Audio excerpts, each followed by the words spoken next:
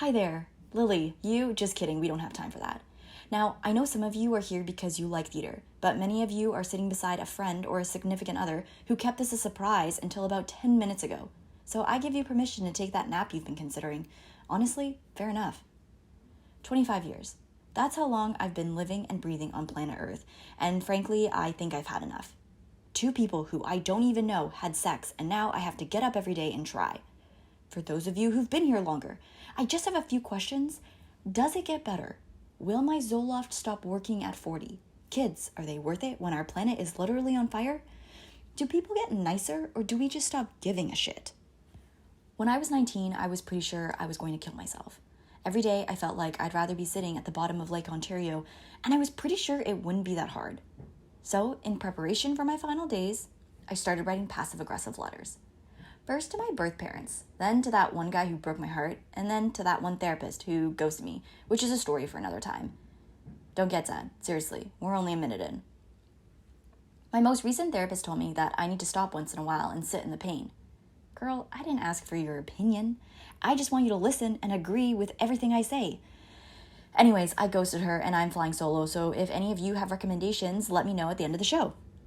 Your mid-20s is a weird time, and the world does not prepare you for how chaotic, confusing, lonely, and exciting they really are. Like, what the actual fuck? I'm an adult, but also a newborn child. I have all the freedom in the world, but no money, and I still have acne. Now, as I'm going from caterpillar to butterfly, imagine learning that your birth mother, who lives halfway across the world, never wants to meet you because she has moved on. Right? Right, sorry, that word is probably not allowed. Learning this, though, was a huge Will Smith slap in the face, and I'm definitely not fine. Now, imagine, it's your 13th birthday. This is a big deal, folks. 13 is a huge level up. You get your period, you get acne, and you feel emotionally unstable all the time. Nothing is more empowering than finally getting that first bra and thinking, this is my time. I will like boys and text my friends and be popular.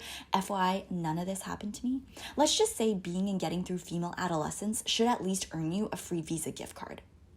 Anyways, it's my birthday, and growing up, everyone always asked me, what time were you born? And to that, I always respond with, well, Megan. It's always a Megan. My birth mother abandoned me on the side of the street, and funny enough, we haven't been in touch since, so I have no idea. I mean, I imagine the day was probably stressful for her. Maybe she did want to keep me. Maybe she just didn't have a choice. I wish I knew. I wish she could have held me, hugged me, watched me go off to my first day of school or dance in my first recital. My birthday was the day she ended our story, and it became mine alone.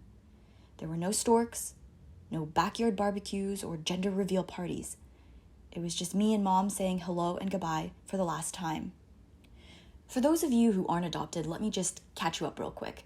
Knowing that the 2 people who made you, who anticipated your arrival, and whose blood runs through your veins were both like, not this one, creates a very large hole inside your chest that never goes away. It's always there, just ready to kick you in the tits when you're down. Now, remember, I'm only one person. What I say and do here does not mean I'm speaking for anyone else but myself. And no, I don't know your friend Courtney, who's also adopted. We don't have like an Adoptees Anonymous where we talk about being abandoned.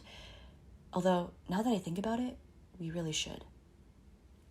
Anyway, if you're thinking, wow, this girl is mentally ill and definitely needs more help than what she's getting, you were not wrong.